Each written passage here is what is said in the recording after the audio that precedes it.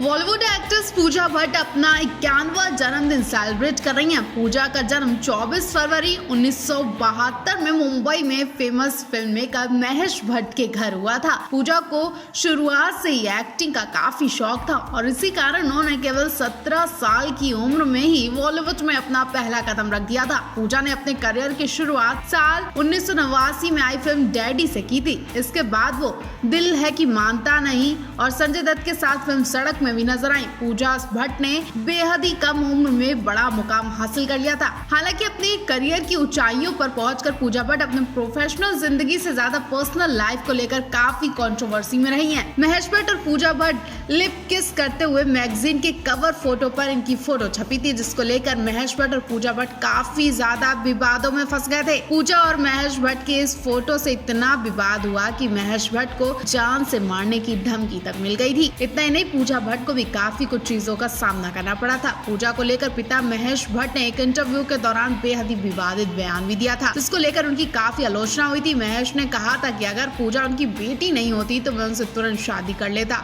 अब इसके बाद तो हंगामा मच गया। लोग महेश भट्ट को खरी खोटी सुनाने लगे थे। केवल इतना ही नहीं, एक बार पूजा भट्ट ने न्यूड फोटो शूट करवाया था, जिसको लेकर वो सुर्खियों में आ गई थी। दरअसल पूजा ने न्यूड होकर अपने पूरी बॉडी पर पेंट लगाकर फोटो शूट करवाया था, जिसको लेकर काफी विवाद भी हुआ था। साल 2003 में आई फिल्म पाप के डायरेक्शन के दौरान पूजा की नजदीकियां मनीष मखीजा के संग बढ़ने लगी थी। कुछ समय के बाद दोनों ने शादी भी रचा ली थी।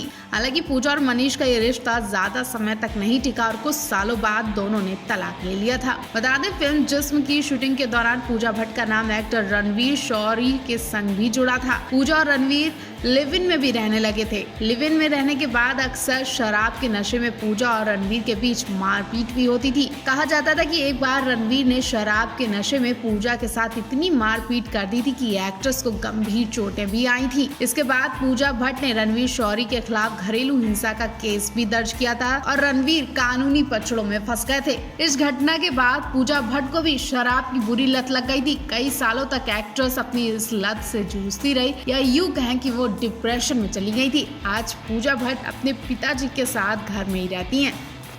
टीवी सितारों को देखकर अक्सर लोगों को यही लगता है कि वो कितने ऐशो आराम में रहते होंगे और खूब पैसा भी कमाते होंगे, लेकिन असल जिंदगी में ये टीवी सितारे कई मुश्किलों से गुजरते हैं। कभी काम की तलाश में तो कभी प्रोफेशनल और पर्सनल जिंदगी में परेशानियों से। इन परेशानियों से जूझते हुए ही टीवी के कुछ सितारों के मन में तो आत्महत्या का ख्याल भी आने लगता है। इस लिस्ट में उर्फी जावेद से लेकर अर्चना गौतम और कपिल शर्मा तक शामिल है। तो चलिए आपको बताते वो कौन से स्टार हैं जिन्होंने इस खतरनाक कदम को उठाने का फैसला कर लिया था। शहनाज गिल ने बताया था कि सिद्धार्थ शुक्ला के जाने के बाद वो जीने का मकसद बिल्कुल भूल गई थी। हालांकि शहनाज गिल के करीबी लोगों ने डिप्रेशन से निकालने में उनकी पूरी मदद की थी और आज शहनाज पूरी तरह से मूव ऑन करके अपनी जिंदगी को जी रही हैं। वही अर्चना गौतम ने हाल ही में दिए इंटरव्यू में बताया कि उनके पास खतरनाक बीमारी में किराया देने का पैसा तक नहीं बचा था। ऐसे में वो खुदकुशी के लिए बालकनी पर खड़ी हो गई थी, लेकिन अपनी माँ का ख्याल आते ही अर्चना गौतम ने पैर पीछे कर लिया और वो वापस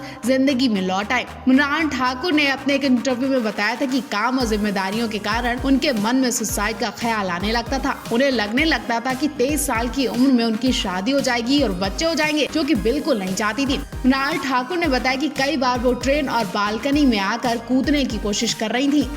कपिल शर्मा भी इस लिस्ट में शामिल है। कपिल शर्मा ने बताया कि वो नेगेटिव पब्लिसिटी के कारण डिप्रेशन में जा रहे थे। उन्होंने कई बार समंदर में छलांग लगाने तक का फैसला कर लिया था। इनके अलावा सौम्या सेठ, टीवी एक्टर सौम्या सेठ प्रेगनेंसी की शुरुआत में खुदकुशी का ख्याल करने लगी थी। दरअसल जैसे ही वो प्रेग्नेंट हुई उन्हें कुछ समझ नहीं आ रहा था कि उन्हें क्या करना चाहिए क्या नहीं। हालांकि सौम्या के माता पिता ने उन्हें इस डिप्रेशन से निकालने में उनकी पूरी मदद की। उर्फी जावेद, जो कि हर तरफ छाई हुई रहती हैं अपने बेबाक कपड़ों की वजह से। उर्फी जावेद ने बताया था कि वो अपने फेल करियर और फेल रिलेशनशिप्स की वजह से परेशान थी। इसके बाद उनके पास ना ही पैसे बचे थे और ना ही वो लोगों को मुंह दिखाने लायक बची थी। खुद को लूजर समझने लगी थी। ऐसे ऐसे में वो खुद खुशी करने की प्लानिंग कर रही थी। और कहीं ना कहीं इस लिस्ट में जैस्मीन भसीन का भी नाम शामिल है, जिसे सुनकर आपको भी झटका लगा होगा। करियर में मची उथल पुथल से जैस्मीन भसीन ने भी खुद खुशी का ख्याल कर लिया था। एक्ट्रेस ने बताया कि अक्सर ऑडिशन में फेल हो जाती थी, जिससे वो बुरी तरह से तंग आ चुकी थी। रुबीना दिलाइक भी इस लिस्ट में शामिल है। रुबीना दिलाइक ने बताया था कि वो अपनी पर्सनल और प्रोफेशनल जिंदगी को हैंडल नहीं कर पा रही थी, अपने आसपास किसी को भी नहीं देख पा रही थी जो उनकी मदद कर सके। इन परेशानियों ने उन्हें डिप्रेशन में डाल दिया था। उनके मन में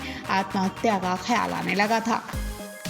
पवनदीप और अरुणिता कांचीलाल ने कल के दिन पर सारे रिकॉर्ड तोड़ दिए। वो कर दिया जिसकी किसी को उम्मीद नहीं थी। जी हाँ, कल का दिन बहुत स्पेशल था, महादेव का दिन था और इस दिन पर पवनदीप और अरुणिता को स्पेशल तोहफा मिला महादेव की तरफ से। महादेव के भक्त है तो महादेव की कृपा तो इन पर बरसेगी। तो हुआ ये कि कल महाशिवरात्रि पर पवन और अरुणिता ने भक्ति सॉन्ग के वीडियो अपनी इंस्टा स्टोरी पर लगाए थे, जो इन्होंने खुद गाए थे। पवनदीप ने कल इंस्टा स्टोरी पर जय हो भोले गाने का वीडियो लगाया, जिसे पवनदीप ने पिछले साल गाया था। हालांकि पवनदीप के इस गाने को अभी 1 साल पूरा नहीं हुआ है और सलीम मर्चेंट ने इस गाने को डायरेक्ट किया था। उत्तराखंड में इस गाने को शूट किया गया था। पवनदीप ने इस गाने को न केवल खूबसूरती से गाया बल्कि शूटिंग भी बहुत जबरदस्त की थी। कल महाशिवरात्रि के मौके पर पवनदीप के इस गाने को इतना सुना गया, इतना पसंद किया गया कि पवनदीप का ये गाना 6 मिलियन का आंकड़ा क्रॉस कर चुका है। मतलब महादेव ने पवनदीप का ये दिन भी खास बना दिया। वही अरुणिता कांचीलाल की एक वीडियो को ढेर सारे व्यूज मिले।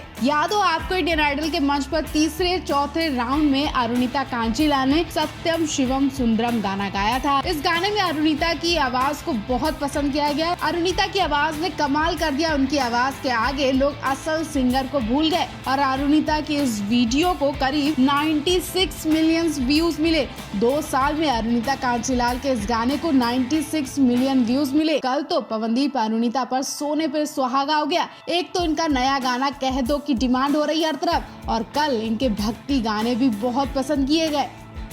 पवन अरुणिता कांचीलाल की धमाकेदार गुड न्यूज सुनकर फैंस मदहोश हो चुके हैं। हर एक दिन पवनदीप अरुणिता के लिए स्पेशल बनता जा रहा है। तो लेटेस्ट अपडेट के साथ आपको बता दें कि पवनदीप अरुणिता का कह दो गाना 4 मिलियन के बहुत करीब पहुंच चुका है और कुछ ही दिन में 4 मिलियन का आंकड़ा क्रॉस हो जाएगा। और फिर गाने के डायरेक्टर यानी सलीम मर्चेंट जश्न के रूप में एक बड़ा टास्क देने वाले हैं। सलीम मर्चेंट ने इस गाने की जानकारी शेयर करते हुए अपील की है कि पवन अरुणिता के फैंस प्लीज जल्दी से इस गाने को 4 मिलियन तक पहुंचा दें। और जैसे ही कह दो गाना के 4 मिलियन व्यूज हो जाएंगे, वैसे ही सलीम मर्चेंट एक BTS लेकर आएंगे। जी हाँ, अभी एक खजाना बाकी है सलीम मर्चेंट के पास। सलीम मर्चेंट पवन अरुणिता के फैंस के लिए एक बड़ा तोहफा लेकर आ रहे हैं और इस खबर को सुनने के बाद पवन अरुणिता के फैंस की एक्साइटमेंट और ज्यादा बढ़ गई है। अब शर्त यही है कि जब तक 4 मिलियन व्यूज नहीं हो जाएंगे तब तक ये नया BTS देखने को नहीं मिलेगा। वहीं आपको बता दें, एयर ट्रैक इंडिया पर कह दो गाना 16 नंबर पर आ चुका है। कई तरह के रेडियो स्टेशन होते हैं जिससे पता चलता है कि कौन सा गाना कितना चला और कितनी बार देखा गया है। ऐसे ही एयर ट्रैक इंडिया पर कह दो गाने को 16 नंबर मिले हैं। उम्मीद है कि बहुत जल्द